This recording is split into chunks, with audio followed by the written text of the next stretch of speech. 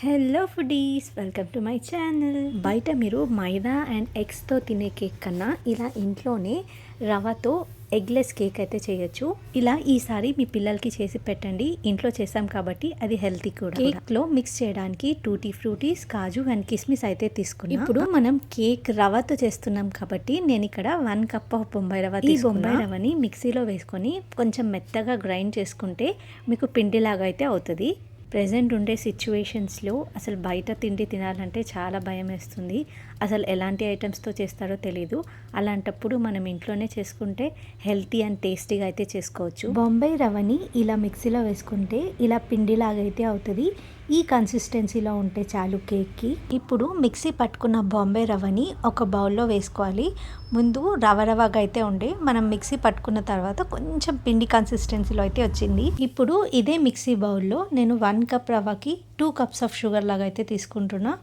మీరు మీ స్వీట్నెస్ని బట్టి షుగర్ని అయితే తీసుకోండి. నేను కొంచెం స్వీట్ ఎక్కువ తింటా కాబట్టి నేను ఇక్కడ 2 కప్స్ ఆఫ్ షుగర్ అయితే వేసాను. దీన్ని కూడా మిక్సీలో వేసుకొని పౌడర్ చేసుకుందాం. ఒకటేసారి దీంట్లోనే నేను ఇలాచీ కూడా వేసేస్తున్నా. మళ్ళీ ఇలాచీ దంచడం కన్నా దీంట్లో వేసుకుంటే బెటర్ కదా అనేసి. షుగర్ని మిక్సీలో వేసిన తర్వాత 2 కప్ షుగర్ కాస్త 3 కప్ షుగర్ పౌడర్ లాగా అయితే వచ్చింది. నేను ముందు రవ్వని ఇలా పౌడర్ చేసుకున్నా కదా, 1 కప్ ఆఫ్ రవ్వలో 2 కప్స్ ఆఫ్ షుగర్ పౌడర్ అయితే వేస్తున్నా. మీరు మీ స్వీట్నెస్ని చూసి షుగర్ పౌడర్ అయితే వేసుకోండి. మరి 2 కప్స్ ఎక్కువ అవుతుంది అనిపిస్తే 1.5 కప్ అన్నా తీసుకోవచ్చు. ఇప్పుడు ఇందులోనే 1 కప్ ఆఫ్ గోధుమ పిండి కూడా వేసి ఇలా జల్లెడ పట్టుకోవాలి. నేను మైదా పిండి ప్లేస్లో గోధుమ పిండితోనే కేక్ ప్రిపేర్ చేస్తున్నా. ఇందులోనే ఒక 1/2 స్పూన్ ఆఫ్ వంట soda and 1/2 spoon of baking powder కూడా వేసుకొని బాగా మిక్స్ చేసుకోండి. నాకైతే ఇంకా బనానా బ్రెడ్ తినాలనిపించింది. సో ఇంట్లో మంచిగా పండిపోయిన బనానాస్ ఉంటే ఆ బనానాస్తో బనానా బ్రెడ్ చేద్దామని చెప్పేసి ముందైతే బనానాస్ని ఇలా కట్ చేసుకొని మిక్సీలో వేసుకొని మెత్తగా పేస్ట్ చేసుకున్నాను. ఇప్పుడు ఇందులోనే ఒక 1/2 కప్ సన్ఫ్లవర్ ఆయిల్ అయితే వేసుకుంటున్నా. మీరు పల్లి నూనె అస్సలు వేయకండి. టేస్ట్ అండ్ స్మెల్ అయితే చాలా డిఫరెంట్గా వస్తుంది. ఇప్పుడు ఇదే మిక్సీ బౌల్లో మనం ముందుగా రవ్వ, షుగర్ పౌడర్ అండ్ గోధుమ పిండి అయితే కలిపి పెట్టుకున్నాం కదా, ఆ మిక్స్ని కూడా వేసి కలిపి ఒకసారి మిక్సీ పట్టుకోవాలి. ఇలా మనం ముందుగా మిక్స్ చేసి పెట్టుకున్న పిండి వేసుకొని ఒకసారి మిక్స్ చేసుకోండి. తర్వాత అందులోనే ఒక 2 స్పూన్స్ కర్డ్ కూడా వేసి ఒకసారి మిక్సీ వేసుకోవాలి. ఇలా కొంచెం క్రీమీ టెక్స్చర్లో వచ్చిన తర్వాత ఇందులోనే ఒక 1/2 కప్ ఆఫ్ కాచి చల్లార్చిన పాలు వేసుకొని ఇంకొకసారి మిక్స్ చేసుకోవాలి.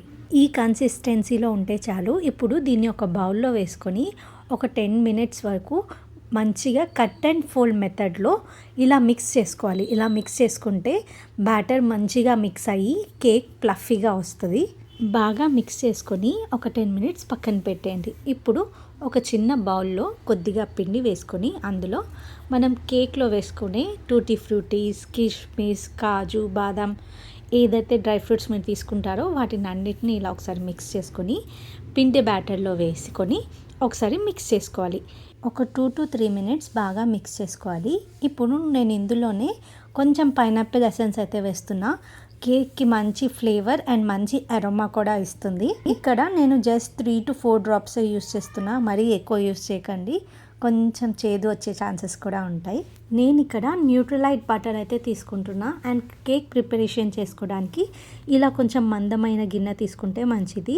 ఇప్పుడు ఈ బటర్ని ఇలా బాగా స్ప్రెడ్ చేసుకోవాలి. గిన్నె మొత్తం మనం కేక్ కన్సిస్టెన్సీ ఎంతైతే వేస్తున్నామో అదంతా బటర్ని బాగా స్ప్రెడ్ చేసుకోవాలి. ఇలా బటర్ మొత్తం స్ప్రెడ్ చేసుకున్న తర్వాత ఇందులోనే కొంచెం పొడి పిండి అంటే మైదా లేదా గోధుమ పిండి వేసుకొని బాగా డస్ట్ చేసుకోవాలి. నేను ఇక్కడ చూపించే విధంగా అంటే గిన్నె మొత్తం స్ప్రెడ్ అయ్యేలాగా నేనైతే తిప్పుతున్నా. సో పిండి మొత్తం కవర్ అయ్యేటట్టు అయితే ఇలా మిక్స్ చేసుకోవచ్చు. ఇలా పిండి డస్ట్ చేసుకున్న తర్వాత ఇందులోనే బటర్ పేపర్ అయితే పెట్టాలి. నేను ఇక్కడ న్యూట్రలైట్ బటర్కి వచ్చిన బటర్ పేపరే యూస్ చేస్తున్నా. సో దాన్నే ఒక కింద లేయర్ లాగా అయితే స్ప్రెడ్ చేశాను. ఇప్పుడు ముందుగా కేక్ మిక్చర్ బ్యాటర్ని అయితే ప్రిపేర్ చేసుకున్నాం కదా, దాన్ని వేసుకొని ఈవెన్గా స్ప్రెడ్ చేసుకోవాలి. కొంచెం గిన్నెని ఇలా చేస్తే బబుల్స్ ఉంటే క్లియర్ అయిపోతాయి అన్నమాట. ఇలా చేయడం వల్ల పిండిలో ఏదన్నా ఎయిర్ గ్యాప్స్ ఉంటే అది క్లియర్ అయ్యి కేక్ ఫ్లఫీగా కూడా వస్తుంది. నేను ఆల్రెడీ మిక్స్ చేసేటప్పుడు కొన్ని డ్రై ఫ్రూట్స్ వేసాను అండ్ పైన కొంచెం లుక్ మంచిగా ఉండాలని చెప్పేసి మిగిలిన కొంచెం డ్రై ఫ్రూట్స్ ఇలా పైన వేసుకుంటున్నా. ఇప్పుడు ఈ కేక్ బ్యాటర్ని స్టవ్ మీద అయితే పెట్టుకుందాం. నేను ఇక్కడ ఒక పెద్ద కడాయి అయితే తీసుకున్నా. కొంచెం లావు గిన్నె అయితే కేక్ మాడకుండా ఉంటుంది. సో నేను ఇక్కడ క్రిస్టల్ సాల్ట్ అయితే యూస్ చేస్తున్నా. ఈ ప్యాన్లో ఒక లేయర్ అంటే ఒక 2 ఇంచెస్ వరకు అయితే ఇలా క్రిస్టల్ సాల్ట్ వేసి మంచిగా స్ప్రెడ్ చేశాను.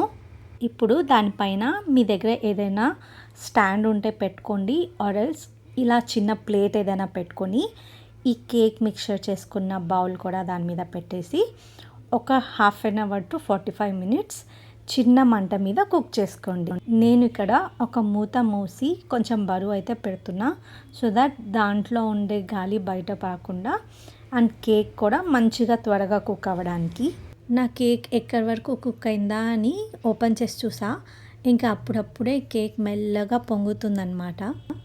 ఇది అయ్యే వరకు కేక్ మీద విప్పింగ్ క్రీమ్ అయితే ప్రిపేర్ చేద్దామని చెప్పేసి ఇంకా ఈ విప్పింగ్ క్రీమ్ని ఒక బౌల్లో అయితే వేసుకుంటున్నా. నేను ఇక్కడ 2 స్పూన్స్ ఆఫ్ విప్పింగ్ క్రీమ్ అయితే తీసుకున్నా. అందులో 1.5 స్పూన్ ఆఫ్ షుగర్ పౌడర్ వేసుకొని బాగా మిక్స్ చేసుకోవాలి. ఇప్పుడు ఇందులోనే మంచిగా చల్లగా ఉన్న పాలు వేసుకొని బాగా మిక్స్ చేసుకోవాలి. ఇది స్టార్టింగ్లో అయితే కొంచెం లిక్విడ్ టెక్స్చర్లో అయితే ఉంటుంది, కానీ మిక్స్ చేస్తూ ఉంటే మంచి క్రీమీ కన్సిస్టెన్సీలో అయితే వస్తుంది. ఇలా కంటిన్యూగా ఒక 15 to 20 మినిట్స్ విప్ చేసిన తర్వాత ఇలా కొంచెం గట్టిగా అయితే అవుతుంది. ఇంకా ఎంత విప్ చేస్తుంటే అంత సాలిడ్గా అయితే అవుతూ ఉంటుంది. కేక్ మీద అప్లై చేసుకోవడానికి విప్పింగ్ క్రీమ్ అయితే రెడీ అయిపోయింది. ఇప్పుడు దీన్ని పక్కన పెట్టుకుందాం. ఇలా ఒక 30 మినిట్స్ కుక్ చేసుకొని ఓపెన్ చేసి చూస్తే నా కేక్ అయితే ప్రిపేర్ అయిపోయింది. ఏదైనా స్పూన్ లేదా ఇలా నైఫ్తో గుచ్చి చూస్తే పిండి ఇన్ కేస్ అతుక్కుంటే కేక్ కుక్ అవ్వనట్టు. నాకు ఏం స్టిక్కీగా అనిపించలేదు కాబట్టి నేనైతే కేక్ని ఆఫ్ చేసేసా. చూస్తున్నారు కదా కేక్ ఎంత బాగా వచ్చిందో, పర్ఫెక్ట్గా అయితే వచ్చింది. నేనైతే ఈ rava cake first time try చేస్తున్నా. ఫస్ట్ టైంలోనే సూపర్గా అయితే వచ్చింది. ఇప్పుడు దీని మీద నేను ముందుగా విప్పింగ్ క్రీమ్ ప్రిపేర్ చేసి పెట్టుకున్నాం కదా, దాన్ని ఇలా స్ప్రెడ్ చేసుకున్నా. ఇలా ప్లెయిన్గా తినడం కన్నా దీన్ని కొంచెం కలర్ఫుల్గా చేయడానికి నేను ఇక్కడ రెయిన్బో స్ప్రింక్లర్స్ అయితే యూస్ చేసా. కలర్స్గా సూపర్గా ఉండే. దీన్ని మెయిన్లీ డోనట్స్ మీద అయితే వేస్తారు. నేను ఈ స్ప్రింక్లర్స్ని కేక్ మీద అయితే చేసా. నేను 3 టైప్స్ ఆఫ్ స్ప్రింక్లర్స్ అయితే తీసుకున్నా. ఈ చిన్నవి బాల్స్ లాంటి స్ప్రింక్లర్స్ అండ్ అలానే ఇది చిన్న స్ప్రింక్లర్స్. దీంట్లో 3 టైప్స్ అయితే ఉండే, సో నేను 3 టైప్స్ తీసుకున్నా. ఇదైతే నేను జెప్టోలో ఆర్డర్ చేసా. 10 మినిట్స్లోనే వచ్చేసింది. ఇంకా కలర్ఫుల్గా ఈ సింపుల్ హోమ్ మేడ్ కేక్ అయితే ప్రిపేర్ చేసేసా. మీరు కూడా ఒకసారి ఇలా ఎగ్లెస్ రవా కేక్ ట్రై చేసి ఎలా వచ్చిందో కమెంట్ చేయండి. ఇలాంటి మరికొన్ని వీడియోస్ కోసం నా ఛానల్ని లైక్ చేయండి, షేర్ చేయండి అండ్ సబ్స్క్రైబ్ చేయండి. Bye guys.